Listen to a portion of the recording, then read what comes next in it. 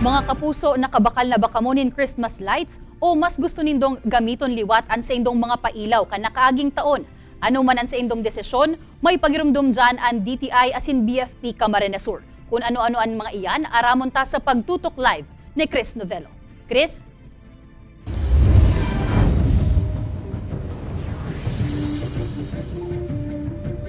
Jessica 46 Diaz na sana, Pasko na, naiiling tanaan kumukuti-kutitap na pailaw kan mga Christmas lights, alagad ang mga otoridad may pagirumdom sa paggamit asin pagbakal kan mga ini. Talagang Christmas is around the corner na, mga kapuso. Mantang paparanian kapaskuhan, na inamawawaraan mga pailaw na dekorasyon siring kan mga Christmas lights. Kaya si Floha, nagpupuan naman na maghanap ng Christmas lights na swak sa iyang budget. Para at least makaprepare man pag-abot ng Christmas, aram mo na kung saan ka mabakal, di ba?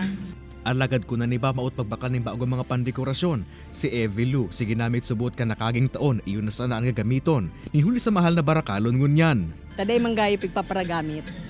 Occasional sa naman pag may Christmas lang saka na ginagamit. Pero this time, kaya pan magtipid. Katakod ka nagdakol na pinapabakal naman ang lain na Christmas lights, may mga dapat subot na ikonsiderar ang mga parabakal sa pagbakal kan mga ini. Sigun sa DTI, dapat na maging marikmat asin hanapon ang quality marking siring kan PS o product standard asin ICC sticker. Pag nahinig nila ito, makakasiguro sigda na talagang di kalidad ang produkto kasi nag-agi ini sa appropriate testing. Dawa ang nagtitipid, quality over quantity man ginara ang dapat natandaan kan mga parabakal. Nga na day malag sa alanganin asin disgrasya.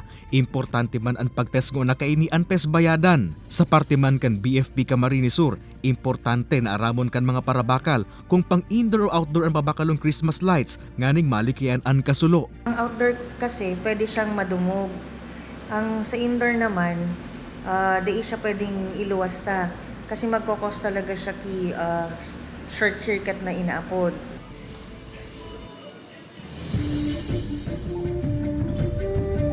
Jessica, dagdag pang pagirumdom kan mga otoridad na kung magamit ang mga kapuso niya to kay mga Christmas lights na ginamit kan mga nag-aging taon, dapat subot na syertuhon kung okay pa ang mga wire kaini o brittle na asin likayan itong octopus connection o kubun subot na nagiging kausa min mga kasulo. Jessica. Diyos mabalos, Chris.